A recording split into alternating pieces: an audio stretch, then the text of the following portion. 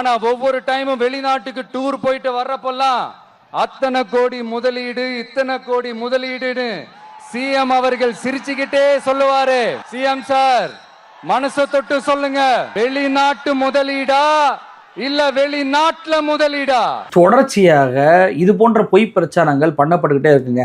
முதலமைச்சர் துபாய்க்கு போனப்ப அண்ணாமலை இதே மாதிரி தான் 5000 கோடி முதலீடு பண்ண போறாருன்னு சொன்னார். இப்ப விஜயும் அதே பாணியில ஒரு பொய்யை கக்குறாரு. ஆனா இந்த வெளிநாட்டுக்கு போன பிறகு எவ்வளவு முதலீடுகள் வந்துச்சு அப்படின்றது ஒரு மிக நீண்ட பட்டியலே நம்மளால கொடுக்க முடியும். ஆனா சுருக்கமாக ஒரே ஒரு சம்பவத்தை மட்டுமே வச்சு எக்ஸ்பிளைன் பண்ணணும் அப்படின்னு சொல்லி நினைக்கிறேன். இந்தியாவை பொறுத்த வரைக்கும் குஜராத்லயும் சென்னையிலையும் ஃபோர்டு தொழிற்சாலை இயங்கிட்டு வந்தாங்க. தமிழ்நாட்டில் சென்னையில மறைமலை நகர்ல அவங்களுக்கு ஃபேக்டரியே இருந்துச்சு. 2021ஆம் ஆண்டு பார்த்தீங்கன்னா எங்களுக்கு மிகப்பெரிய அளவில் மார்க்கெட் எல்லாம் போச்சு. நாங்கள் இந்த நிறுவனங்களை மூடிக்கிட்டு நாங்கள் போயிடுறோம் அப்படின்னு சொல்லிட்டு ஃபோர்டு ஒரு அறிவிப்பு பண்ணுறாங்க.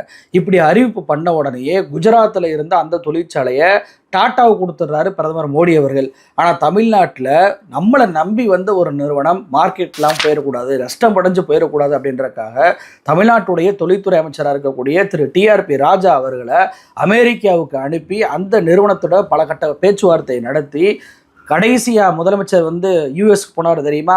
அப்போது அந்த ஃபோர்டு அதிகாரிகளை சந்தித்து பேசி மீண்டும் ஃபோர்டு தொழிற்சாலை சென்னைக்கே நாங்கள் மறுபடியும் பணியை ஆரம்பிக்கிறோம் அப்படின்னு சொல்லிட்டு ஒரு அக்ரிமெண்ட்டை முதலமைச்சர் முன்னிலையிலே போட்டாங்க. அதாவது பிரதமர் மோடியாலே முடியலை ஃபோர்டு தொழிற்சாலை போன தொழிற்சாலை கூட்டிகிட்டு வர்றதுக்கு. ஆனால் ஒரு மாநிலத்துடைய முதலமைச்சராக இருக்கக்கூடிய திரு மு.க. ஸ்டாலின் அவர்கள் இங்கேருந்து போன தொழிற்சாலையை மறுபடியும் கூட்டிகிட்டு அதே இடத்துல அமைக்க இருக்கிறார். இதுதாங்க அவர் வெளிநாடு போய் சாதித்த ஒரு விஷயத்திற்கு ஒரே ஒரு சம்பவம் எடுத்துக்காட்டு. வின்ஃபாஸ்ட் நிறுவனத்துலேருந்து லூலு நிறுவனம் வரைக்கும் இங்கே உருவானதுக்கு காரணமே முதலமைச்சருடைய அந்த வெளிநாட்டு பயணம் தான். அடுக்கிக்கிட்டே போனால் இந்த ஒரு சம்பவமே முதலமைச்சர் எந்த அளவுக்கு தொழிற்சாலைகளை உருவாக்கக்கூடிய விஷயத்தில் வெளிநாட்டுடைய முதலீடுகளை ஈர்க்கக்கூடிய விஷயத்தில் அக்கறை காட்டுறார் அப்படின்றதுக்கு ஒரு சின்ன உதாரணம் தான் இந்த ஃபோர்டு தொழிற்சாலை. இப்போ விஜய் சொன்னது பொய்ன்னு தெரியுதா? நான் என்ன கேட்குறேன், 5000 கோடியோ 10,000 கோடியோ வெளிநாட்டில் போய் முதலீடு பண்ண போறார் அப்படின்னா இடி சும்மா இருக்குமா? பிரதமர் மோடி சும்மா விட்டுருவாரா? நிர்மலா சீதாராமன் உடனே ரைடு விட்டுற மாட்டாரா? ஹேமந்த் சோரனை கைது பண்ணாங்கல்ல, அரவிந்த் கெஜ்ரிவாலை கைது பண்ணாங்கல்ல, முதலமைச்சராக இருக்கக்கூடிய நபர்களே கைது பண்ணுறாங்க.